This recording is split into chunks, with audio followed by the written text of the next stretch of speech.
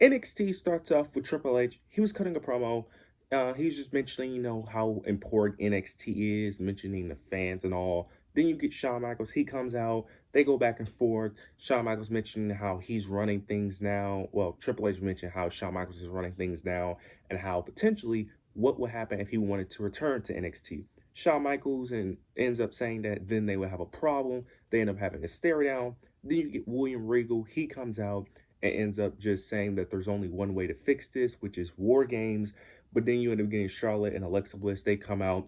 They end up just cutting a short promo mentioning, them being in NXT. They end up saying that the women have always been the backbone of NXT. And then this eventually leads to their championship tag team championship match between the Calling. Now, a lot of people are already assuming that since William Regal mentioned War Games, that this could potentially lead to NXT versus NXT and the main roster having a War Games match. I don't think that's what's going to happen. If it was to happen, it would probably end up being the women's side because the men already got that War Games match official. It's already going to be Division versus probably Jey Uso, LA Knight, CM Punk, and some other babyface for the most part. But on the women's side, they typically always do this every year with the women where they just throw a bunch of women together with a very forced storyline, and then that's the War Games match. I hope, well, it's going to be the case this year as well, but if you add NXT talent, it'll make it somewhat more interesting. Now, also, some people are saying this could be an evasion storyline. I highly doubt that. I just think Triple H ended up mentioning that what if he ends up returning? I think he just said that just to say it, just to build tension and hype, just to get the crowd excited. Nothing more, nothing less. Now, William Regal mentioning War Games, I also think that was just something just to get the crowd excited. I don't think they're actually going to pull the trigger on that, but it would be very interesting if that was the case. We end up getting the women's tag team championship match between Alexa Bliss, Charlotte Flair versus The Calling. Charlotte and Alexa retained. I'm not gonna go that in depth on it. It was a fine match.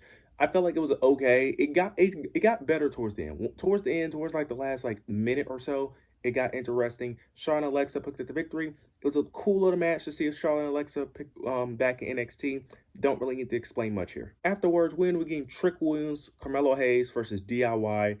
This was also a really fun match. I enjoyed it. Towards the end of the match, you end up getting not Carmelo Hayes. You end up getting The Miz interfering in the match, helping Trick Williams and Carmelo Hayes pick up the victory. Don't There's not really much to go here. This review probably won't be that long because majority of the matches didn't really mean anything because these were just matches just to have just for tonight's show, NXT Homecoming, just for a one-time thing. So majority of these matches, I'm not gonna really have a deep analysis because they're not going to have anything going forward after these matches because this is not going to be a continuing feud. So majority of these matches are not going to be that deep of an analysis because Carmelo is going to go back on the main roster. DIY is going to go back on the main roster after this show as well.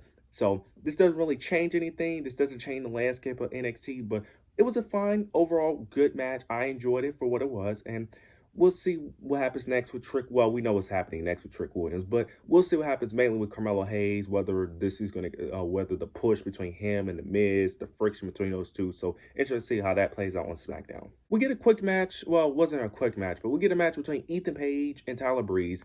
I didn't really care for this. Well, I didn't care for majority of the matches on the card, but to be fair, I'm not hypercritical of the matches on the card, mainly because I understand why these matches are happening. It's the homecoming show. It's just to pay homage and pay tribute and pay respect to former NXT talent. I understand it. So I'm not really thinking logically with these matches because none of the matches make sense. But with a show like this, you kind of got to throw your logic out the window and just enjoy it for what it was. Now, this match, I didn't really care for it because I don't have much of a history with Tyler Breeze.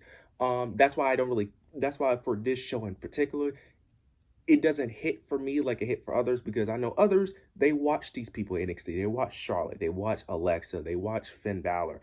I didn't watch none of these people in NXT. I didn't start watching NXT until 2023. So for me, it doesn't hit that hard for me when these people return because I wasn't watching. I know their story. I watched the matches. I watched their feuds. It's just that I wasn't there during that time period. So for me, when these wrestlers return and this homecoming show, it just doesn't hit as hard as it may hit for y'all because I wasn't watching during this time. But Ethan Page picked up the victory. Nothing more to really say here. But there is one thing to say is that there was a backstage segment with Tavion Heights and Damian Priest, and Damian Priest got him a North American Championship match at No Mercy, which I do like. So we're going to get Tavion and Ethan Page at No Mercy, which I'm assuming Tavion will pick up the victory. So I'm excited to see how that plays out. Now we get the best thing on the show, in my opinion, the Ricky Saints and Obafemi Grayson Waller effect segment.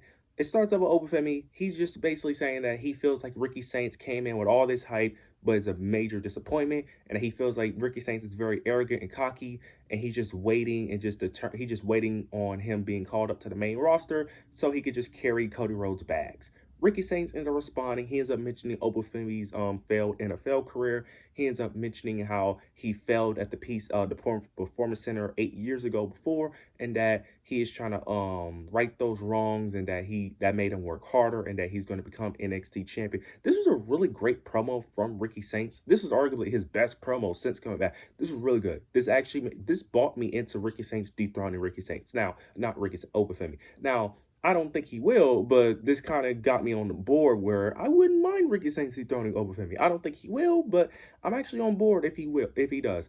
He ended up getting interrupted by Trick Williams. Trick Williams ends up mentioning how he still wants that NXT championship. Grayson Waller came up with the idea that he's going to talk to Ava and Santino, that he's going to do a title versus title match next week for the TNA World Championship and the NXT Championship. That's very interesting. The fact that they're even doing that match before No Mercy is very shocking. Now, I think it's gonna come with shenanigans. I do not think that's gonna be a clean match. It's gonna be a DQ most likely, because I just don't see a world where either guy wins. There's no way you're gonna have Obafemi lose the NXT Championship before No Mercy, and I don't see a world where Oba is gonna be double champ before No Mercy. I just don't see that either.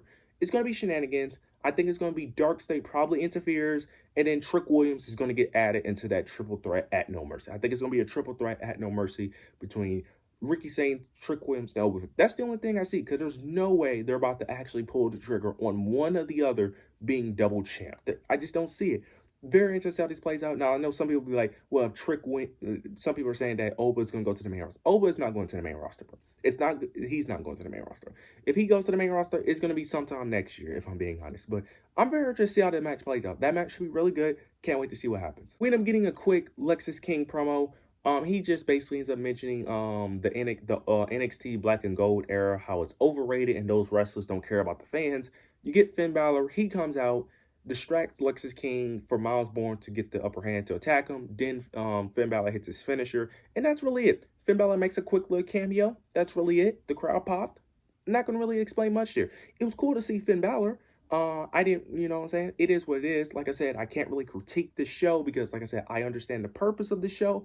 I am just more hoping. I just can't wait till we get back to next week. I just can't wait till we get back to normal NXT television, because tonight's show, it was fun for what it was. It just felt like filler, if I'm being honest. Then we get the main event. You get Fatal Influence versus Stephanie Baker, Rhea Ripley, and Lyra Valkyria. Now, originally, Tiffany Stratton was supposed to be in this match, but she got injured, so they replaced her with Lyra. This match was fine. It was a good match. Rhea Ripley ended up getting the pinfall over JC Jane, if I'm not mistaken. The only thing I don't like about this match is, why did Lola Vice interfere in this match? I don't like that. Now you could say, well, this was the build towards the match, towards No Mercy.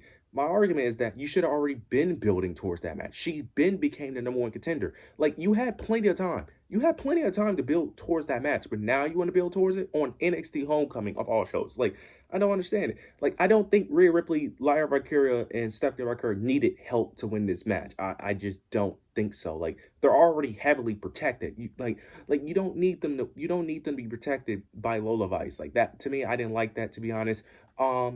The babyfaces won, of course, a very predictable outcome. So that's really it. NXT Homecoming, look, it was a good show for what it was. For what it was, for them just bringing on nostalgic acts of them bringing, former NXT talent, it was a fun show.